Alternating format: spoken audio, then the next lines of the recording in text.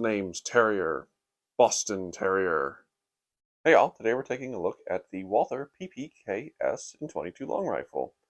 Wait a minute, you don't look like a Walther PPK-S in 22 long rifle.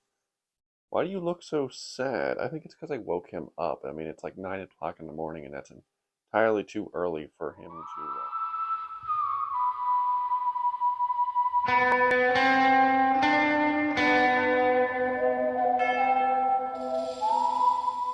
Now, if you like this content, like, sub, shares, all that good stuff really helps out. And also, coupon codes and merch down below that help support the channel.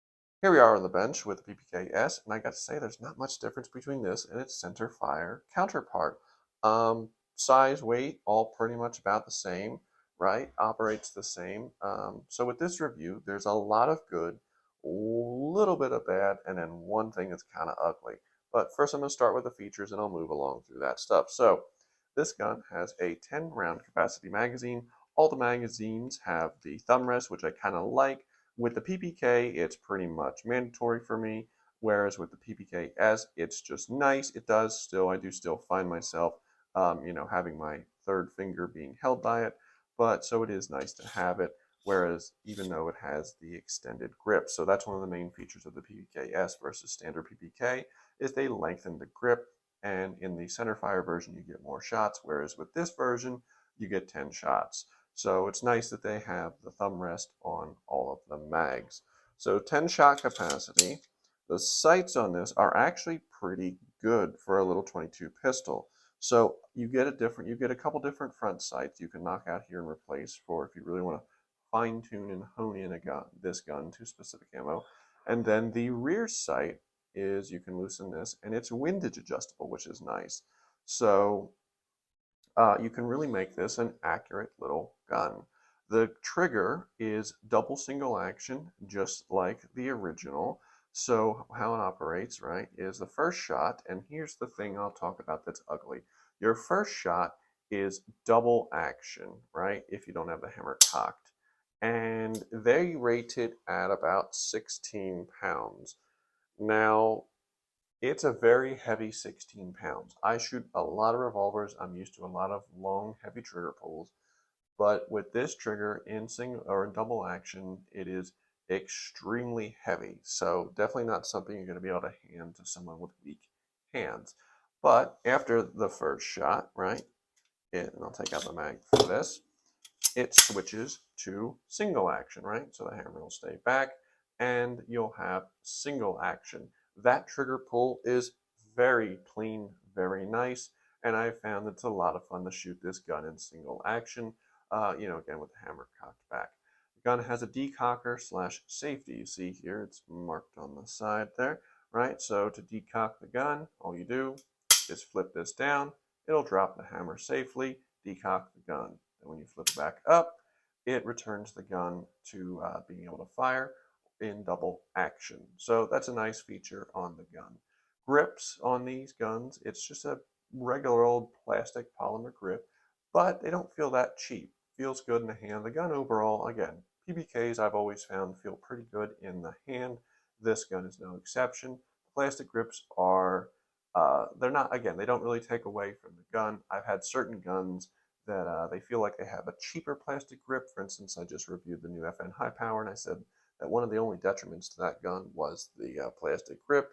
It doesn't really take away from the gun here, and you can get replacements, although I think there is one or two differences between the standard PPK-S grips and the 22, so I think you have to keep an eye out for that, but they do exist. It's nice that they have the beaver tail here on the gun. I have not experienced any slide bite. With some of the smaller PPKs, when they don't have the larger beaver tail, I did notice slide bite, but with this, I've not had that problem, even choked up on the gun with a two-hand hold.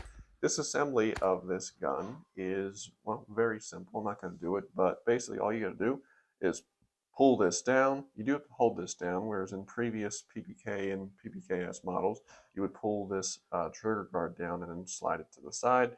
With this, you just slide it down and then would pull the slide all the way back and off, and that's pretty much it for disassembly. So it's very easy. I'm not going to show it just because there's other videos out there talking about it, but pretty much that's it.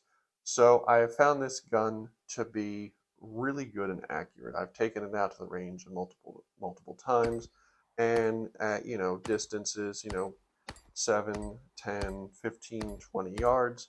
It's a lot of fun to plink with, a lot of fun to shoot steel with. So definitely an accurate little pistol. As far as reliability, so here's where I gotta touch on bad. So as far as reliability with this gun, what I've run into was when I first got the gun, I had the weirdest malfunction I've ever seen. So what was happening was I would fire the gun, right? The slide would cycle back, right, all the way, but then the hammer would either ride the slide forward or it would hesitate, stay back for about a couple, like a half second, and then slowly drop forward. Would not discharge the firearm, would just go forward. Tried this with a variety of different ammunitions and found it to be pretty much a problem with every single ammunition I tried. So I called Walther, I sent it back, and I got it back within a week. So I will say they fixed it. They fixed it right the first time, and the gun has not had any issues since. So that was an issue. It's kind of sad to see that the gun came out in that condition. Things happen. They made it right. They made it right quickly. So I'm not faulting them too hard for it. So I guess the only other negative thing about this gun would be the fact that it is kind of ammo finicky, much like a lot of other 22 pistols are. So in my experience, I tried Federal Auto Match, CCI mini mags, and I tried Remington Golden Bullets along with some Aguila. I found that despite the fact that Auto Match runs in all my other stuff, this did not like it. This likes very hot, high velocity 22 ammunition. You can still run bulk. I've had great luck with the Remington Golden Bullets, which I'm slowly actually coming around to realizing that the quality of them has really stepped up because I've had really good luck with them recently. I can thank my wife for that because she's the one that was praising them, and I gave them a shot again. And I found that it worked really good with the CCI mini mags. Again, with something like Federal Auto Match or even some of the Aguila I tried, I noticed that it just wasn't enough energy, and I got, your usual, slide not going all the way back, not cycling the action, malfunctions. The second I switched to the Golden Bullets or the Mini Mags, the gun has run flawlessly. One of the nice features of this gun, and something that I hope to do in the future, is this gun is threaded from the factory for a suppressor. So you get a wrench, and you're able to take this off right here. There's a little plug, and screw on an adapter that screws on the suppressor. So definitely something that would be pretty cool. Again, talking about the fact that one of the things that makes these PPKs and PPKSs so popular is, of course, the James Bond aspect, the pop culture aspect. This is definitely something I could see in the future getting a suppressor for. Put down below, what kind of suppressor do you run on yours if you have one? Or what do you think a good 22 suppressor is? Maybe the first suppressor we'll be getting, so definitely interested in it. But yeah, overall, these guns they're a lot of fun. It's a lot of fun to shoot a PPK.